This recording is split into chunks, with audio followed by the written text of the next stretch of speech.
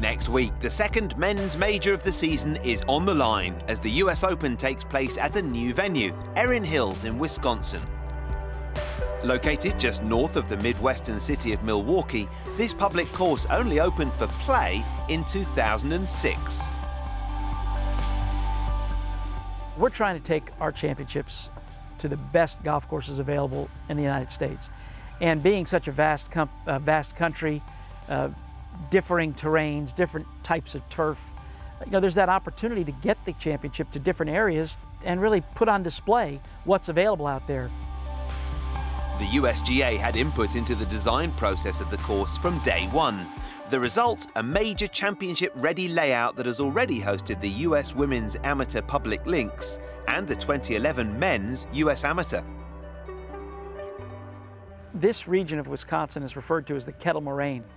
And the landforms that we have out on the golf course were formed by two glaciers that came together some 10,000 years ago to push the earth up into the landforms that we have out there.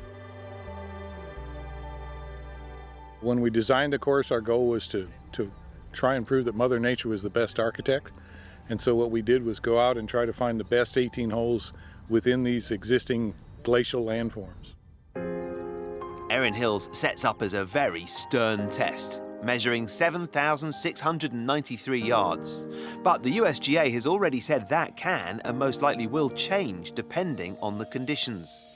One thing is set in stone. For the first time since Pebble Beach in 1992, the US Open will be played on a par 72 course.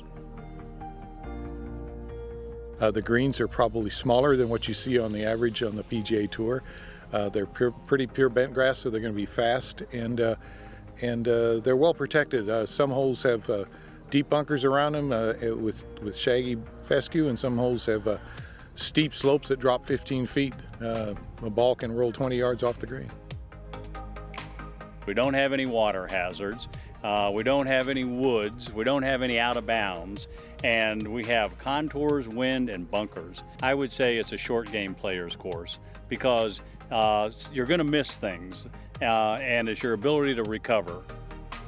156 players will be teeing it up next week. Aside from a handful who competed in the US Amateur 6 years ago, the rest have never played this course under tournament conditions.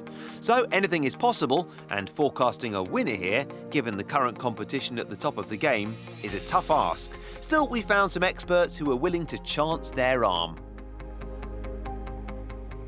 I think it's easy to get into trouble there if you try and force it, but I think it's a course that could suit all the players if they plot their way around the course, and it's going to test every facet of their game. They're not going to hit every green in regulation. They're not going to hit every fairway.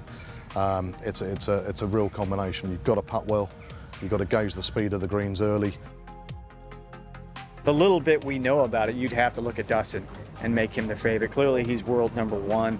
He seems to have rebounded from the injury he sustained at the Masters, and just his power advantage on a golf course like that, you'd have to look at him as the easy favorite.